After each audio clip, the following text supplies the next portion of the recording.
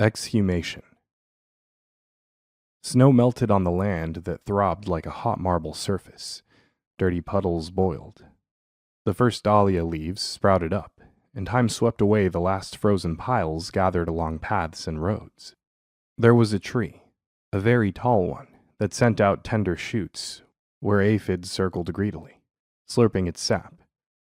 Every day was a well of life illuminated from the depths. We closed our eyes so we could see, and greeted each other from the windows, hiding our bodies behind the curtains. We could only see each other's hands, and on rare occasions, glimpse the derelict gardens. A layer of phosphorescent pollen accumulated on the cracked paving. It looked like the powder left on corners to scare off dogs.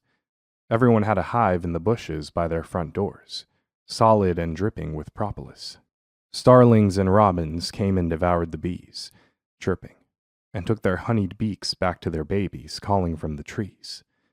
Peace was not a feeling, it was a place. The grass that already reached our knees, the animals racing by, seen by us as mere movements sketched amid the brush. Creatures that came from the forest and walked along the fractured road and nursed their young on our porches. I read somewhere that wolves had been seen in packs, striding among the houses. Boris later told me, "I saw enormous wolves coming down the hill."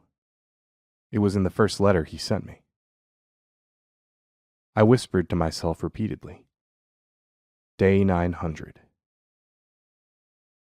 Boris, dear Boris, the man with the shaved head is at our house again. I was coming in from the vegetable plot and found him sitting at the table, and I thought I saw Mother beside him, small, as if his arrival had shrunk her. On the table there was toast and tea. I looked up. They were smiling with tightly pressed lips. I went up to my room without a word. I couldn't look him in the face.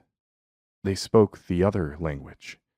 Mother's eyes narrowed as that man told her fabricated stories, but she truly believed them and kept nodding her head, taking small bites of toast, nodding yes, oh yes, with her forehead, listening to his lies and swallowing it all. A bite of this side, then a bite of that corner. Now another sip to make another lie go down. What the fuck could she possibly understand, Boris, when she never speaks that other language, when I've never seen her speaking it ever? This is the third day he's come. The first time he was delivering Vita's pension, but said he'd knocked on our door instead by mistake. At first, Mother looked at him warily, and only partially opened the door as she spoke to him. She stuck her head out into the shaft of light, but they chatted for a long time, and I could only understand some of their words. When he turned up again, with no excuse that second time, they strolled through the garden. Mother showed him the vegetable plot and the hens, the cow and the rusty gate that leads to the forest. She laughed as she pointed out the trees and the plants in the hill, and he nodded to her words.